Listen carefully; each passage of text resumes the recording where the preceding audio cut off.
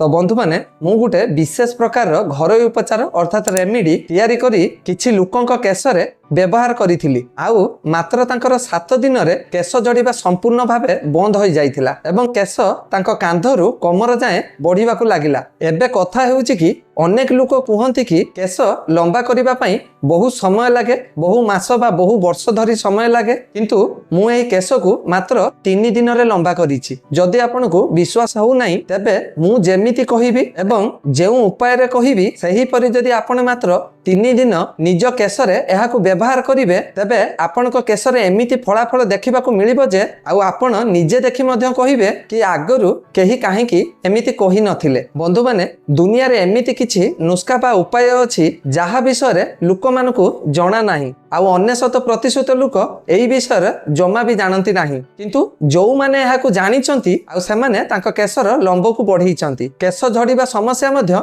दूर भी करिचंती एवं केश ग्रोथ बा वृद्धि करूचंती। तेणु जदि आपनको केश मध्य झड़ुची तबे आज परठारु आपनकर केश झड़िबा समस्या शेष होई जिवो। आज मु आपनको एही वीडियो रे संपूर्ण लाइव प्रूफ बा प्रमाण देबाकू जाउछि, जहा फल रे आपनको 100% विश्वास हेबो जे सत्तरे एही उपचार अर्थ रेमेडी केश उपरे काम करे कि। मु मोर किछि सब्सक्राइबर एवं व्यूअर्स मानकर मतामत फोटो मध्य लगेई देइछि, आपण ताकू देखि परिबे सेमानकर केश पूर्वरु केमिति थिला एवं एबे केमिति अछि। पूर्वरु सेमानकर केश बढ़ु नथिला, आपण निजे मध्य देखि पारुथबे आउ केश तांकर बहुत मध्य अधिक झड़ुथिला। केश तांकर एते परिमाण रे झड़ुथिला जे सेमाने केवल दिन राति तांकर निज केश विषय रे ही चिंता करूथिले, किंतु एही उपाय व्यवहार करिबा परे सेमानकर केश झड़िबा समस्या संपूर्ण भावे बंद होई गला आउ सेमानकर केश लंबा एवं घन मध्य होई जाइछि। जेबेठारु सेमाने मो कहिबा अनुसार एही रेमेडीटी को व्यवहार करिबा आरंभ कले सेमानकर केश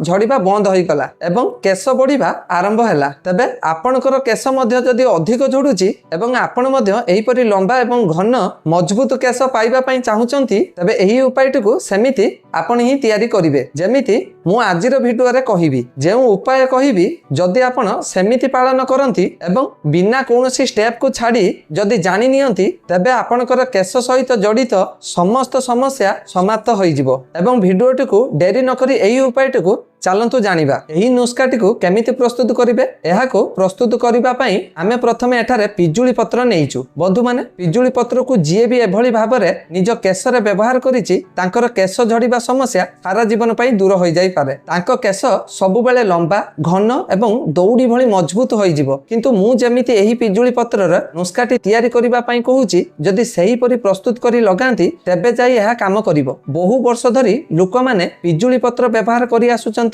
किंतु अनेक लोकों को यार सठिक प्रणाली जना नाही। एही परि कि 99% लोक जानि नाहांती जे पिजुली पत्र द्वारा मध्य केश बढ़ा जाई परिबो, कारण अधिकांश लोक केवल एतिकी जानती जे पिजुली पत्र आम स्वास्थ्य पई भलो, एहा को चुबई खाइले शरीर को बहुत प्रकार फायदा मिली थाए। किंतु आपण को जणै देउछि जे पिजुली पत्र आम केश पई मध्य अमृत समान। हां, एथिरे जेउ सब टाण पत्र थिबो सेगुडी को व्यवहार करिवे नाही। एही नुस्खाटी तैयारी करिबा पई आपण केवल नरम पत्र गुडी को ही व्यवहार करिवे। पिजुली पत्र बहु पुरातन कालरू प्राकृतिक जत्न पई व्यवहार होई आसुची। एथिरे विभिन्न प्रकार विटामिन, मिनरल एवं एंटीऑक्सीडेंट मिले एवं एथिरे लाभदायक तत्व रही थाए, जहा आपनक केश एवं मुंडर चर्म अर्थात स्लैब को उभय स्वास्थ्य पई बहुत भलो। एही कारणरू आजिकाली केशर जत्न पई अनेक लोक पिजुली पत्र व्यवहार करूछंती। आपनको 7 रु 8 टी पिजुली पत्र नेबाको हेबो एवं सेगुडी को जेमिति नरम होइतिबो मु पूर्वरु ही कहि दउछि, एहा को ध्यान देई सुनंतु। मु मझिरे मझिरे जेउ सब कथा कहूछि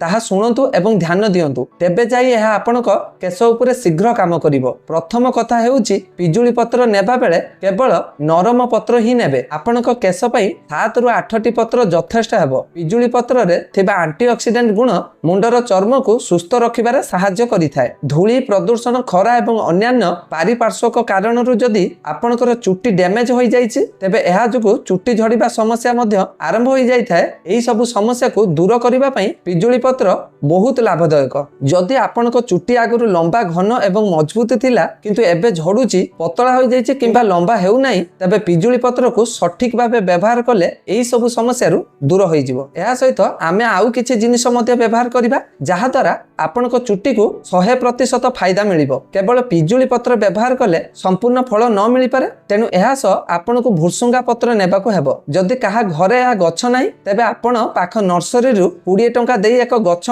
आनी पारिबे आपण यहाको कोनोसी कुंडरे किंबा छात उपरे लगेई रखि पारिबे एवं परे यार पत्र व्यवहार करि पारिबे यह खाद्य रे मध्ये बहुत व्यवहार करा जाय एवं आपण माने देखिथिबे साउथ इंडियन ले यह प्रचुर मात्रा रे व्यवहार करा जाए आपण याकू कोनोसी ऑनलाइन प्लेटफॉर्म रु सहजरे पाई परिबे किंतु ऑनलाइन रे किनिले आपण को सुखिला भुसुंगा पत्र मिलिबो एमिति कंचा बा सबुज पत्र मिलिबो नाही आपण सही सुखिला पत्र को मध्य एही नुस्खा बा उपाय पई व्यवहार करि परिबे पाखा पाखी 4-5टी डांगर भुसुंगा पत्र नियंतु एवं सेथिरे सबुजाक पत्र को भलो भाबरे छिंडेई व्यवहार करि दियंतु भुसुंगा पत्र आम स्वास्थ्य पई बहुत भलो याको चटनी किंबा तरकारी रे मध्य व्यवहार करा जाए किंतु जेतेबेले आपण याकू प्रथम थर पई निज केशरे व्यवहार करिवे आपण को एक बड़ पार्थक्य देखा जिवो केश झड़िबा समस्या दूर हेबो एवं केश बढ़िबा आरंभ होई जिवो एबे एक ग्राइंडर मिक्सचर जार नियंतु एवं सेथिरे आमे व्यवहार करी रखिथिबा सबु जाक पत्र को पकेई दियंतु आपण चाहिले याकू शिलर मध्य बाटी परिबे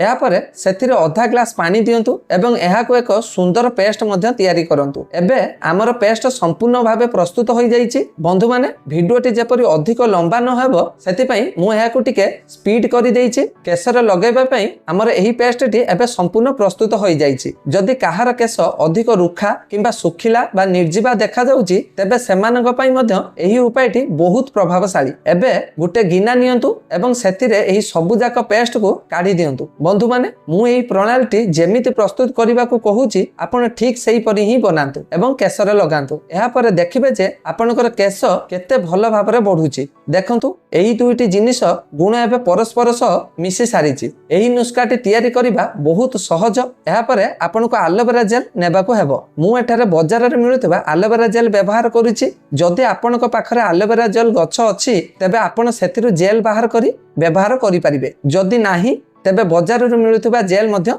व्यवहार करि परिबे एलोवेरा जेल आम चर्म पई जेतिकी उपकारी स्वास्थ्य पई मध्य सेतिकी लाभदायक किंतु जेतेबेले आपण एहाकू केशर व्यवहार करिवे तेबे आपनकर केशर ग्रोथ बा वृद्धि बहुत भलो हेबो शह शह वर्ष धरी लोक माने केश बढ़ाइबा पई एवं मुंडर चर्म स्लैब जनित समस्या दूर करिबा पई एलोवेरा व्यवहार करि आसुचंती कारण केबे केबे मुंडर चर्म रे एमिति अनेक समस्या थाए जे लोक माने जानि पारंती नाही एही कारणरु केश बढ़िबा बंद होई जाय ओ केश झड़िबा आरंभ हुए एवं केश छोट छोट होई रही जाए किंतु जदि आपण एही उपाय रे मात्र थरे एलोवेरा जेल व्यवहार करिवे तेबे प्रथम दिनरु ही आपण को फरक जना पड़िबो आमे आगरु जो पानी बा रेमेडी प्रस्तुत करी रखुचे सेतिरे आपण को गुटे चामच एलोवेरा जेल पकाइबा को हेबो एवं गुटे चामच सहायता रे भलो भाबरे मिसाइबा को हेबो आपण को निजे टिके परिश्रम करिबा को पड़िबो जेतेबेले आपण याको भलो भाबरे गुळाई देबे सेतेबेले आपणकर एही घरोई उपचार संपूर्ण भाबे प्रस्तुत होई जिवो बंधु माने एलोवेरा जेल रे एमिति किछु गुण रहिछि